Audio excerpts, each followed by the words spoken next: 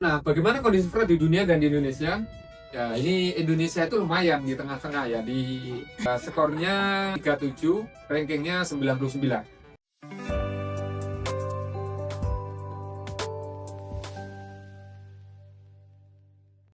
Sebelum kalian menonton video ini, silahkan klik tombol like, subscribe, share, dan komen di video ini. Enjoy! Nah, bagaimana kondisi fraud di dunia dan di Indonesia?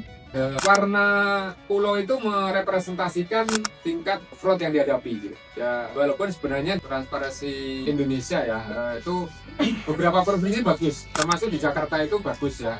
Yang pernah tidak merah itu malah di Indonesia ya, Jakarta, Bali, kemudian Kalimantan Barat. Ya. Kalau Sumatera, daerah timur itu mesti cenderung merah menyala gitu. Asalkan tidak gelap. Kalau gelap itu indeksnya sangat buruk sekali. Ya, ini Indonesia itu lumayan di tengah-tengah ya. Skornya 37, rankingnya 99.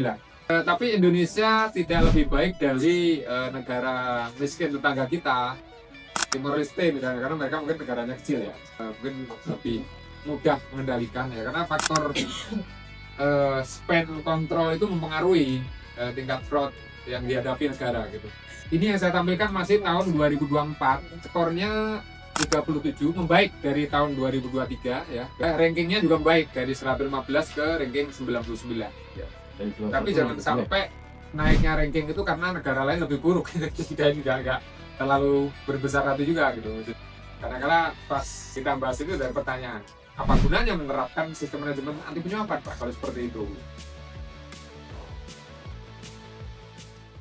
Jadi yang ini harus kita ingat, ada hal-hal yang tidak bisa dipengaruhi, ada yang bisa dipengaruhi. Jadi apa yang nggak bisa dipengaruhi oleh sistem manajemen anti penyuapan ini? Pertama adalah risiko negara. Jadi di pertanyaannya itu mereka ada kuesioner yang diisi, nanti dihubungkan dengan 30/1. Jadi ini nggak bisa dirubah gitu. Ketika negara beroperasi di negara berkembang, langsung disuspek Anda isi 5. Kedua adalah resiko sektor. Ini nggak bisa dipengaruhi juga Pak. Ya, sudah diberikan mandat, ada resiko sektor yang harus hati-hati dan itu nggak bisa dirubah. Pasti tinggi dari aspek tinjauan resiko sektor. Pertama adalah oil and gas, kemudian yang berhubungan dengan konstruksi, bangun jalan, bangun jalan raya. Yang ketiga itu adalah, ini juga nggak bisa dihindari, jumlah karyawan.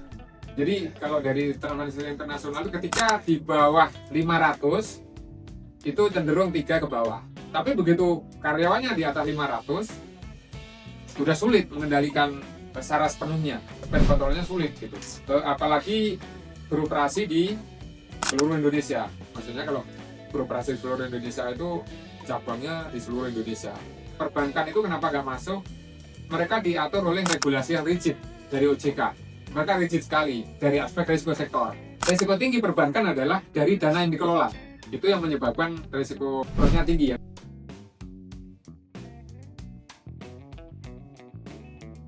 Nah, apa yang bisa dipengaruhi oleh sistem manajemen anti penyuapan ini?